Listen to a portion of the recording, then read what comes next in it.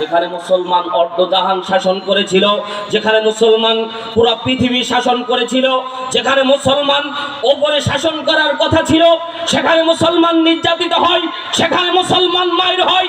তার এক নম্বর কারণ, এক নম্বর দোষ, আমরা মুসলমান দলে মতে বিভক্ত হয়ে কোরআন থেকে অনেক দূরে সরে যাওয়ার কারণে বামপন্থীরা আমাদের বুকের উপর চেপে বসে মুসলমানদেরকে নির্যাতন করতেছে। কথা জোরে বলেন ঠিক কিনা? এজন্য আগামীর দিন কোরআনের দিন, আগামীর বিজয় কোরআনের বিজয় আনার জন্য দীপ্ত শপথ নিয়ে যদি ময়দানে নামতে হয়, কাফনের কাপড় মাথায় বাঁধবো, আল্লাহর জমিনে আল্লাহর দিন বাস্তবায়ন হবে। কাউকে আগেও ভয় করিনি, সামনেও ভয় করব না। যদি জীবন দিতে প্রস্তুত হয়, কে কে রাজি আছে? দুই হাত তুলে আল্লাহকে দেখায়।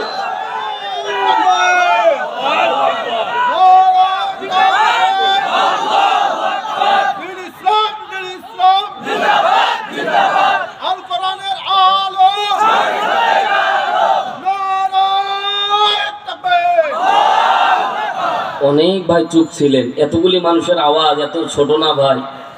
313 জন বদরের ময়দানে। মাইকম্যান ভাই, আমি যদি বাড়াই আর তুমি যদি কমো, আমরা কিন্তু ছেড়ে দিলে বিপদ তোমারও আছে আমাদেরও আছে।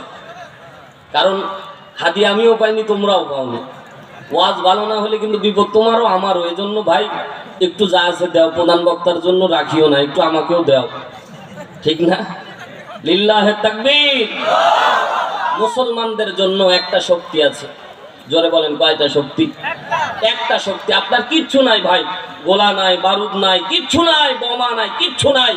কিন্তু আপনি মুসলমান হিসেবে যদি আল্লাহর জন্য, যদি মুসলমান হিসেবে আল্লাহর জন্য যদি দাঁড়িয়ে যান, পুরো পৃথিবীর কুফফার শক্তিকে আপনার সামনে আল্লাহ মাথা নত করিয়ে দিবে।